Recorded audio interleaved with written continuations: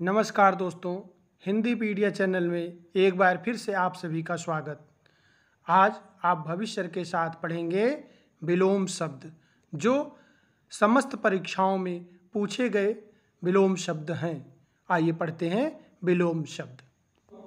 आज का बिंदु है विलोम शब्द। विलोम शब्द जो हम पढ़ते हैं, अक्सर हम याद करते हैं और भूल जाते हैं। जब कभी परीक्षा में हमें विलोम शब्द के बारे में लिखना होता है या विलोम शब्द हमसे पूछा जाता है, तो हम क्या करते हैं? अक्सर हम उसका उल्टा अर्थ लिखकर चले आते हैं, जहां हम उसे गलत कर देते हैं। सबसे पहले क्लियर कर लेना है कि विलोम शब्द होता क्या है। विलोम शब्द उल्टा अर्थ देने वाला नहीं है, शब्द का उल्टा नहीं होता। विलोम शब्द शब्द के अर्थ का विपरीत अर्थ, शब्द के अर्थ का विपरीत अर्थ देने वाले शब्द को विलोम शब्द कहते हैं। कोई शब्द है जिसका उल्टा अर्थ नहीं, क्या करना है? शब्द का विपरीत अर्थ देने वाले शब्द को। जैसे कोई शब्द है दिन, इसका अर्थ है दिवस, दिवस दिन। अब इसका विपरीत क्या होगा? दिवस का रात होगा, तो रात, दिन का रात। इस तरह से शब्द का जो अर्थ है, उस अर्थ के विपरीत अर्थ को विलोम शब्द कहते हैं। तो याद रहे दोस्तों, कभी भी हम विलोम शब्द लिखेंगे तो इसका सदैव ध्यान रखेंगे कि विपरीत अर्थ है कि नहीं। आइए बिंदु पर चलते हैं, जो बहुत ही महत्वपूर्ण है। यह वह बिंदु है, यह वह शब्द है जो परीक्षा में अधिकांशतः पूछे जाते हैं और पूछे गए हैं। अगर आप इन शब्दों को याद कर लेते हैं तो आशा है कि अगली बार आप इन शब्दों को कभी गलत नहीं करेंगे। और इसी आशा के साथ आइए विषय पर आगे बढ़ते हैं। आज का पहला शब्द है विलोम का विलोम। विलोम का विलोम, जैसा आप देख रहे होंगे, अनुलोम। विलोम का विलोम क्या होगा? अनुलोम। अनुलोम विलोम, अनुलोम विलोम। इसी तरह से कृतज्ञ, जो दूसरा शब्द है कृतज्ञ। कृतज्ञ, किए गए उपकार को मानने वाला, किए गए उपकार को मानने वाला कृतज्ञ। तो इसका विलोम क्या होगा? किए गए उपकार को ना मानने वाला, किए गए उपकार को ना मानने वाला। तो दोस्तों इसको क्या लिखेंगे? कृतघ्न। किए गए उपकार को ना मानने वाला, क्या लिखेंगे? कृतघ्न। किए गए उपकार को ना मानने वाला। ऐसे ही पढ़ेंगे ताकि एक बार पढ़ते पढ़ते याद हो जाए। आशा है आप भी मेरे साथ पढ़ रहे होंगे, और जैसे जैसे मैं पढ़ता जा रहा हूं, इसी तरह आप भी इसको दोहराते जाएंगे, पढ़ते जाएंगे, ताकि आपके माइंड में भी यह बात बनती जाए और इस वीडियो का जो उद्देश्य है, इसको बनाने का जो उद्देश्य है, संचार करने का जो उद्देश्य है, वह पूर्ण हो सके। कि हिंदी हर जन में हो, हर जगह हो, जहां भी हिंदी से संबंधित कोई प्रश्न आए, आप कभी उसमें असफल न हो। आइए तीसरे शब्द पर चलते हैं, सूक्ष्म। सूक्ष्म, सूक्ष्म एक ऐसा शब्द है जो अत्यंत छोटा कण होता है। तो ऐसे कण जो थोड़ा सा बड़े हों, इसको हम कहेंगे स्थूल। सूक्ष्म को क्या कहेंगे? स्थूल। क्या कहेंगे? स्थूल। इसी तरह से शाश्वत। शाश्वत, जो शाश्वत है, इसका सही अर्थ होता है क्षणिक। क्या होता है? क्षणिक, जो हर समय विद्यमान रहने वाला। शाश्वत, हर जगह हर समय विद्यमान रहने वाला, तो इसको लिखेंगे क्षणिक। क्षणिक, इसको लिखेंगे क्षणिक। इस तरह से जो शाश्वत है वो हर जगह विद्यमान है, और जो क्षणिक है वो तुरंत, पल भर का है, तुरंत हटने वाला है, तुरंत नश्वर होने वाला है। इसी तरह चंचल। चंचल शब्द, चारु चंद्र की चंचल किरणें खेल रही थी जल थल में।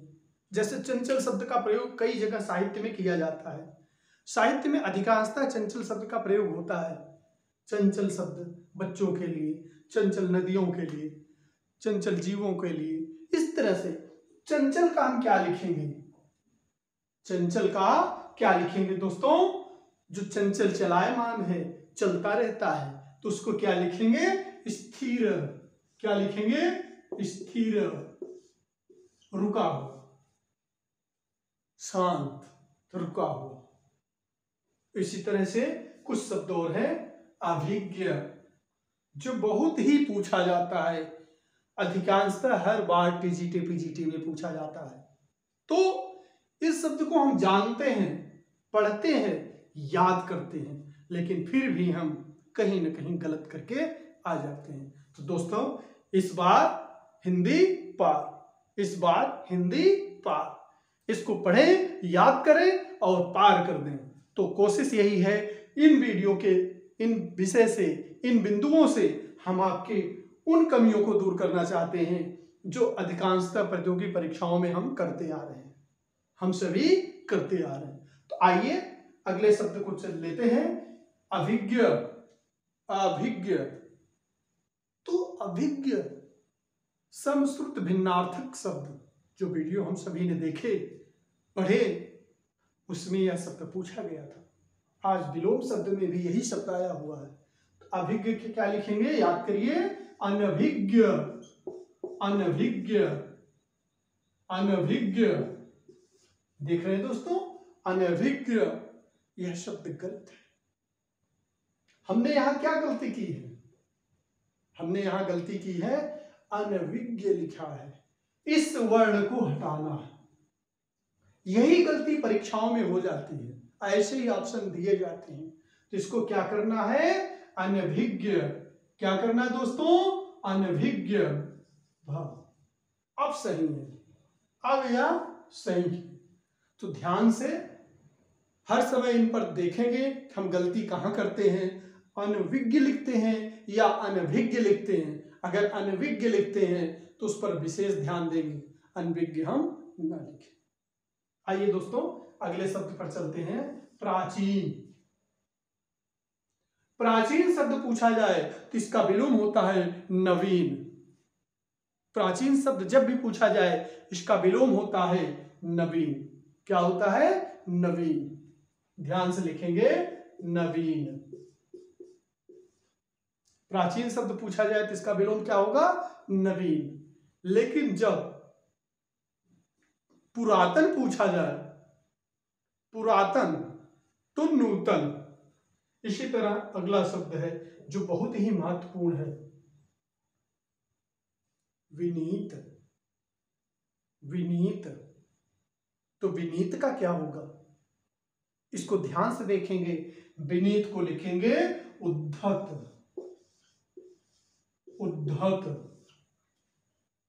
विनीत सरल स्वभाव वाला। विनीत शब्द का अर्थ होता है सरल स्वभाव वाला, और जो सरल स्वभाव का न हो उसे उद्धत कहते हैं। जो सरल स्वभाव का न हो उसे ही हम क्या कहते हैं? उद्धत। तो दोस्तों, सदैव पढ़ते समय अर्थ पर विशेष ध्यान दें। अर्थ पर ध्यान देने से हमारा विलोम कभी गलत नहीं होगा। आशा है कि आज का यह वीडियो आपको बहुत पसंद आ रहा होगा, क्योंकि इसमें वही शब्द हम लाए हैं जो अक्सर हम गलत करते रहते हैं। आइए अगला शब्द लेकर आते हैं, वक्र। वक्र, दोस्तों ध्यान दीजिए, वक्र, वक्रोक्ति, वक्राकार, ये शब्द हैं जिनके अर्थ आप अच्छे से भली बात समझ रहे हैं। तो वक्र का अर्थ क्या होता है? कोई बताएगा? वक्र का अर्थ होता है वक्राकार, सर्कल, गोला। तो इसका सीधे सीधे अर्थ देखा जाए तो सीधी, सीधा, रेजु आदि। इसका जहां भी जिक्र हो, जहां भी इसकी चर्चा हो, जहां भी यह विषय पूछा जाए, इस पर तुरंत माइंड कर लेना है। वक्र का अर्थ होता है गोला। इसका विलोम क्या होगा? विपरीत अर्थ क्या होगा? ऋजु। क्या होगा? ऋजु। तो ऋजु का अर्थ क्या? वक्र का ऋजु लिख देंगे, वक्र का ऋजु। इसी तरह शुक्ल, हिंदी पढ़ते हैं, हिंदी महीनों के नाम हैं। हिंदी महीनों में दो पक्ष होते हैं। एक पक्ष होता है कृष्ण पक्ष और एक होता है शुक्ल पक्ष। कृष्ण पक्ष का अर्थ होता है अंधेरी रात, जब चांद कम दिखाई देता है, और शुक्ल पक्ष का अर्थ होता है जब चांद दिखाई देने लगता है। तो कृष्ण का क्या होगा? शुक्ल, और शुक्ल का क्या होगा? कृष्ण। कृष्ण। इसी तरह एक महत्वपूर्ण शब्द है वात। वात हवा। ये वात शब्द जो है इसको कहते हैं हवा, वायु। वात का विलोम तो क्या लिखेंगे दोस्तों? निर्वात। इसका विलोम क्या लिखेंगे? निर्वात। इसका विलोम क्या लिखेंगे? निर्वात। वात का निर्वात। इसी तरह एक और शब्द है स्तुति। स्तुति, अगला शब्द है स्तुति। स्तुति का अर्थ क्या होता है? पूजा करना, याचना करना, प्रार्थना करना। तो स्तुति का विलोम क्या लिखेंगे दोस्तों? निंदा। निंदा। स्तुति जहां आ जाए, स्तुति करना, निंदा करना। तो ठीक है, अगले शब्द पे चलते हैं। नागरिक। नागरिक। नागरिक किसे कहते हैं? नगर में रहने वाले को नागरिक कहते हैं। नगर में रहने वाले को नागरिक कहते हैं, लेकिन जो गांव में रहता है उसे ग्रामीण कहते हैं। तो नागरिक का क्या होगा? ग्रामीण। ग्रामीण। अगला शब्द है जड़। जो शांत रहने वाला हो, कम सोचने वाला हो, कम बोलने वाला हो, कम बुद्धि लगाने वाला हो, जड़। और इसका अपोजिट विलोम, जो ज्यादा सोचने वाला हो, ज्यादा बुद्धि वाला हो, ज्यादा विचार करने वाला हो, ज्यादा सोचने वाला हो, चेतन। क्या? चेतन। चेतन। इसी तरह अगला शब्द है, इसी तरह अगला शब्द है हमारे सामने कुटिल।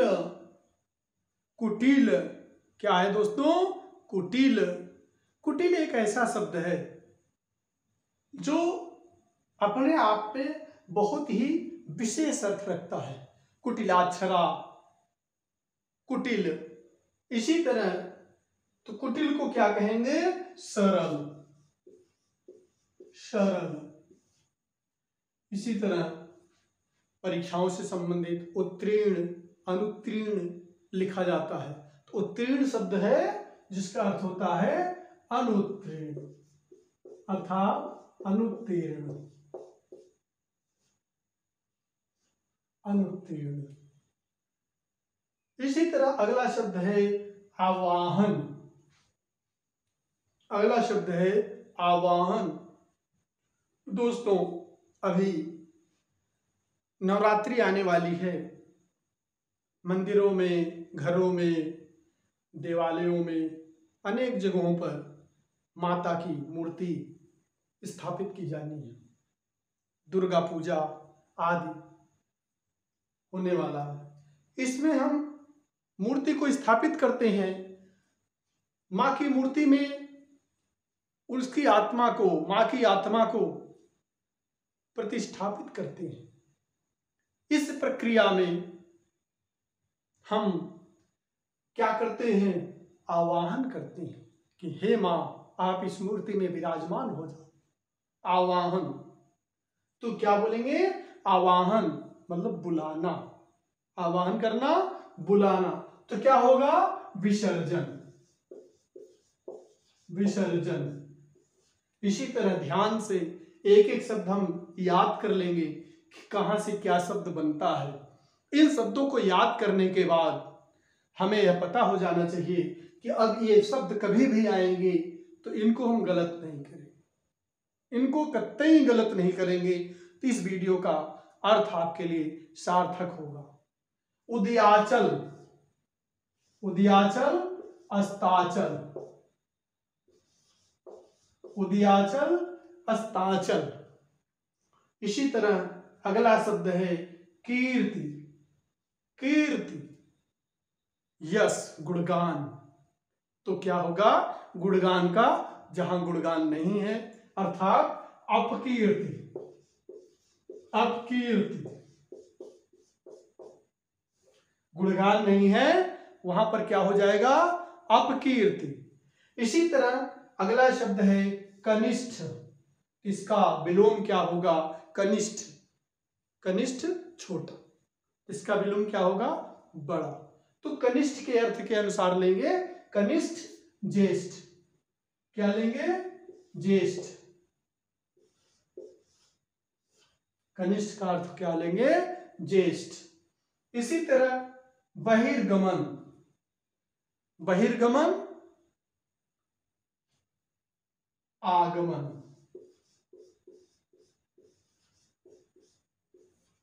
जो घर से बाहर जाता है बहिर्गमन, जो घर को आता है आगमन। श्रीयुत, श्रीयुत, यह भी शब्द बहुत ही महत्वपूर्ण है, अक्सर परीक्षाओं में पूछा गया है, तो इसको भी ध्यान से देख लेते हैं। श्रीयुत का अर्थ क्या लिखेंगे श्रीहीन, श्रीहीन। इसी तरह अगला शब्द है और आज का यह अंतिम शब्द भी है। दोस्तों आपको यह वीडियो कैसा लग रहा है, अगर आपको अच्छा लग रहा है तो हमें इस वीडियो के माध्यम से आप कमेंट करके बताएंगे कि आपको यह वीडियो कितना पसंद आया, कमेंट में जरूर लिखें। और वीडियो पसंद आया तो लाइक और सब्सक्राइब भी करें ताकि हमारा मनोबल और ऊंचा हो, आपके लिए इसी तरह अच्छे अच्छे वीडियो हम लेकर प्रस्तुत होते रहें। तो यहाँ एक शब्द है क्षर, क्षर शब्द जो है उसका विलोम होता है अक्षर, क्या होता है दोस्तों अक्षर, अक्षर।